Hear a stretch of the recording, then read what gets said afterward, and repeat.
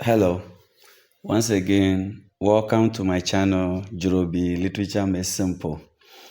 So far, we have been on a journey of trying to understand the introductory part of what literature is all about. We haven't commenced our detailed analysis of various genres of literature yet. We have looked at the meaning of literature, what I term the forms of literature, then the genres or types of literature. And under the types, as I promised you, today we'll be looking at the third type of literature, which is poetry. As a teacher who has taught literature for the past 8 years, it's not right to choose a preference, but I will be confident enough to say that I seem to enjoy poetry as a genre of literature. At the end of our discussion of the various aspects of what goes into poetry, you will understand me better. So let's start by getting to know what poetry is all about. Personally, I think that the meaning of poetry defies any single definition. In other words, it's not easy to define what poetry is, but I'll try to put out some bulleted points here that will explain, and I believe at the end of the day, I'll be able to convince you to understand what poetry is all about.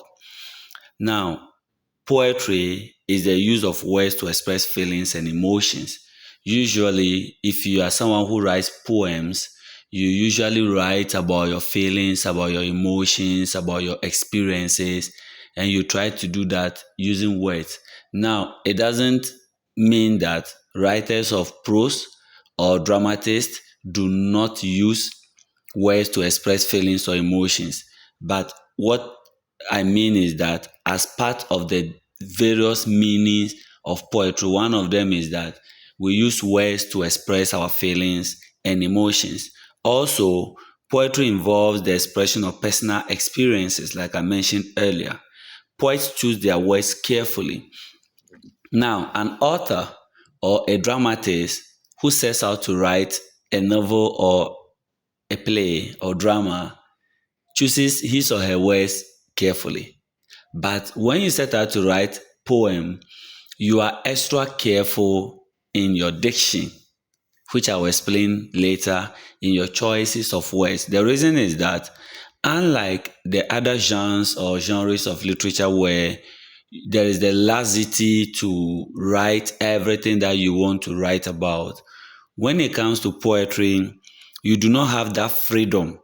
You have to use less words to write more. Therefore, you have to be careful and make sure that you go in for the right choice of words or the right dictions to be able to tell the audience what you want to say in less words. We use less words, less space to write or to say a lot. That's why I said they choose their words carefully.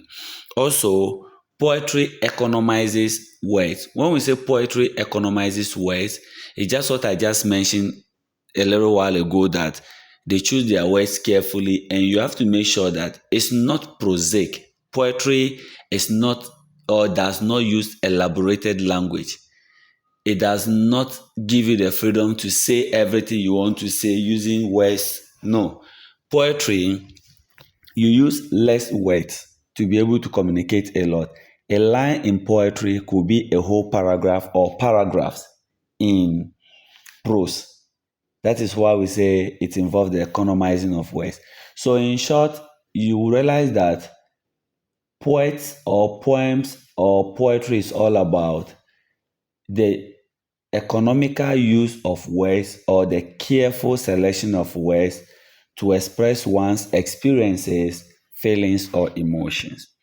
Now, as a way of understanding poetry better, I try to list what I think the features of poetry. I've always mentioned this in almost all my videos, that literature is a subjective subject. You might not agree with some of the things I will say. You might not agree with some of the titles or subheadings or subtitles that I will give. But that's all right. That's what makes the subject subjective. Just express your agreement or disagreements in the comment section, and we'll look at that. Now, one main feature of poetry, one main thing that helps you to easily identify that this write-up is a poem is that it's written in lines and stanzas. And the other genres, I try to tell you this, that prose is written in paragraphs and chapters, drama is written in acts and scenes, so poems are written in lines and stanzas. A stanza is simply a group of lines in poetry. So usually the difference between one stanza and the other is caesura. Some people call it caesura, but it is caesura, Caesura, a pause within a line of poetry, the pause. So the space between a group of lines and another group of lines is what we call the stanza. That space is what separates one stanza from another. Also, the writer of a poem is called a poet. It's good you know how we refer to the writers of the various genres of literature or the various types of literature. So do not call the writer. Usually, I get baffled when I hear people reading or someone reading a drama and you ask, oh, who wrote this drama? So the author is, or people ask, who is the author of this drama? No. If it's a drama, you either refer to a person as a playwright or a dramatist. If it's a novel or a prose, you refer to the person as an author or novelist. And if it is a poem, you say a poet. Also, the language of poetry is called poetic language. So we have prosaic language for prose, dramatic language for drama, and poetic language for poems. Poems contain rhymes, rhythm, imagery. These are all key terms that I will take time and explain to you in one video one day. As we progress, there will be the need, because when we start doing poetic analysis, sometimes you look at the rhyming or rhymes are simply the similar sounds that writers use or poets use in their poems. Sometimes it can be internal, sometimes it can be alternate, but the most common rhyming that we usually teach is the end rhymes, what we call the rhyme scheme. So maybe one line ends with make, another one ends with date. So those are diphthongs that are found within that, or there are different kinds of rhyming. So if we talk about similar rhyming or rhyme scheme like AA, then that one you can look at game, dame. So that is AA. But sometimes alternate AB, like we'll be looking at when we look at Shakespearean sonnet. Then we also know that, or I also stated here that poems also have enjambment and end stop lines. Now, when we start analysis of poems, so those of you who enjoy reading poems, when you are reading poems, one significant thing that you can note or you can be aware of is that you realize that poets use punctuation marks a lot. Now, some poets can write an entire poem without a single punctuation mark, where you have to read from one line to the other to get the complete meaning. We call that enjambment. Enjambment simply means run on lines. Run on lines or enjambment means that you, in reading a poem, maybe a whole stanza, you have to read the entire stanza to the end to get what the poet is saying. If you read line by line and keep pausing, as if you've seen punctuation marks where there are no punctuation marks, you will not get the message. So there's like the journey of 1,000 miles begin with a full step. So line 1 has the journey. Line 2 has of 1,000. Line 3 has miles begins with. Then line 4. So to understand that quatrain, a 4 lines poem, you have to read the journey of 1,000 miles begins with. So you don't read the journey of 1,000 miles begin. No. You read it as a complete sentence because there are no punctuation marks at the end of the lines, and that's what we call run on lines or enjambment. The direct opposite of run on lines or enjambment is end stopped lines. With this type of poems, you observe that almost every line has a full stop or a punctuation mark. It could be a full stop, it could be an exclamation mark, it could be a comma or any other punctuation mark.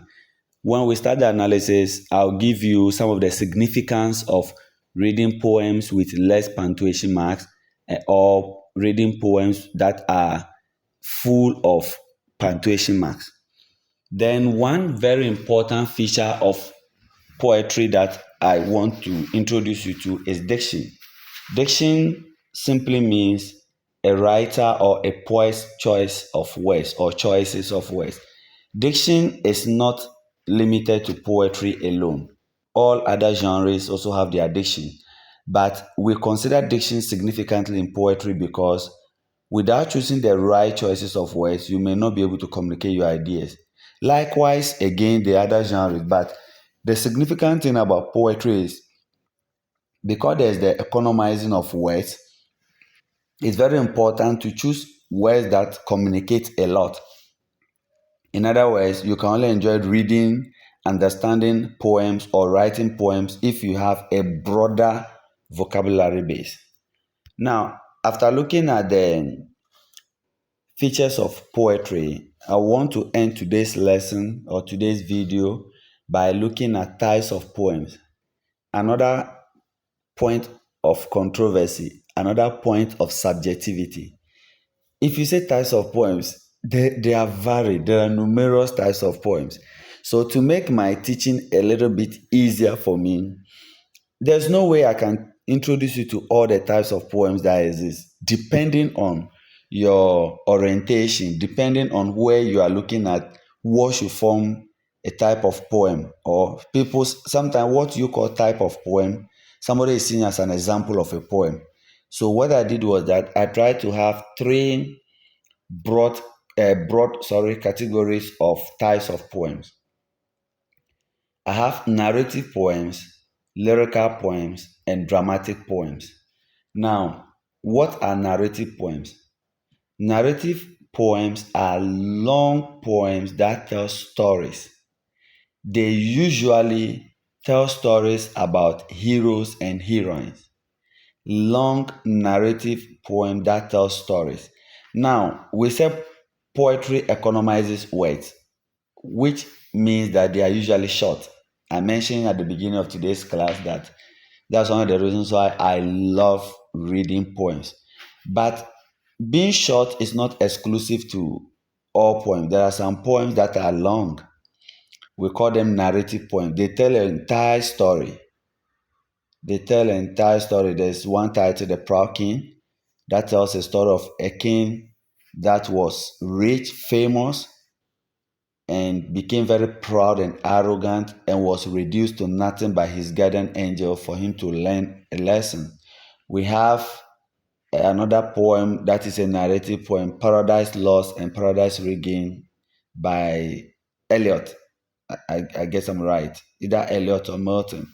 And those are also long poems. So narrative poems can be very long and they tell stories just like a prose. So we have two broad types of narrative poems, epics and ballads. Now, an epic is a long narrative poem that tells stories about heroes and heroines. Ballads are also long narrative poems that tell stories about heroes and heroines. I'm laughing because usually people get confused with the difference between epics and ballads. So what I usually say is that the easiest way to expatiate, if I want to expatiate, the easiest way to differentiate between epics and ballads is that ballads are meant to be sung. They are songs, long narrative poems telling stories of heroes and heroines, and they are meant to be sung. But epics are not meant to be sung. That is one of the ways that I differentiate between epics and ballads as narrative poems. We also have lyrical poems. The denotative word is lyric. Lyric means words of a song. So lyrical poems are songs generally. Now this is another issue because we have different types of songs. We have odes, they are songs, short poems meant to be sung. But when I look at lyrical poems, I am going to base today's types of lyrical poems on sonnets. Sonnets are 14 lines poems. 14 lines poems. They are called sonnet. There are different types of sonnet. I'll be looking at three, probably because of how famous they were. Shakespearean sonnet by one great writer, let me put it that way, not poet. Shakespeare has a lot of drama, I think 38 complete drama, and he has 154 sonnets. That is amazing. And all his 154 sonnets follows the same rhyme scheme. So Shakespearean sonnet, how do you know this is a Shakespearean sonnet? It follows the pattern three quatrains and a couplet. A quatrain is a 4 lines poem. So when you pick a sonnet of 14 lines and you are reading with Shakespearean sonnet, the first stanza will be 4 lines, second stanza 4 lines, third stanza 4 lines, then the last stanza will be a couplet, 2 lines poem. Another great feature of Shakespearean sonnet is that it follows a specific rhyme scheme. A B A B, A B A B, A B A B. Sorry. Another unique feature of Shakespearean sonnet is that it follows the rhyme scheme A B A B, C D C D, E F E F. Then the couplet is G G. I'll repeat that again. The Shakespearean sonnet follows the rhyme scheme A B A B for the first quatrain, C D C D for the second quatrain, E F E F for the third quatrain, making 12 lines. Then the last two is G G. I will take time and explain how to write rhyme scheme to you later. The second type of sonnet I want to introduce you to is Petrarchan sonnet by the famous Italian poet Petrarch. So Petrarchan sonnet, unlike Shakespearean sonnet, is written in octave and sestet. An octave is 8 lines poem and a sestet is 6 lines poem. So 6 plus 8, 14. So can you put a dichotomy between Shakespearean sonnet and Petrarchan sonnet now? 1. Shakespearean, 3 quatrains, a couplet. Petrarchan, octave, sestet. Now the rhyme scheme for the octave is A B B A A B B A. So the first 8 lines follow the rhyme scheme A B B A A B B A. Now the rhyme scheme of the sestet is not so fixed like Shakespeare had. Sometimes he uses C D C D C D. Sometimes he writes them in C D D C D C. Then the third one could be sometimes is CDE, CDE. So this is all forms Petrarchan sonnet rhyme scheme. So when you pick a 14 lines poem, a sonnet you are reading, and you realize that it's written, the first 8 lines, the rhyme scheme is ABBA, ABBA, and the last 6 is either of the three I mentioned earlier, then that is qualified to be described as a Petrarchan sonnet.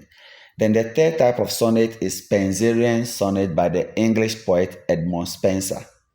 Edmund Spenser used similar features like Shakespeare. Don't be surprised because they are all English, or they were all English. So Spenser used the pattern 3 quatrain couplet just like Shakespeare. But what brings the difference is that with Spenser, there's something we call the linking verse. His sonnets are linking verse. So if you follow the rhyme scheme is A, B, A, B. Now, the last rhyme for the first quatrain is B. The next quatrain begins with that. So A, B, A, B, B, C, B, C, C, D, C, D, E, E. I take that again. A, B, A, B, first quatrain. BC, BC, second quatrain. So there's a link between the first quatrain and the second quatrain.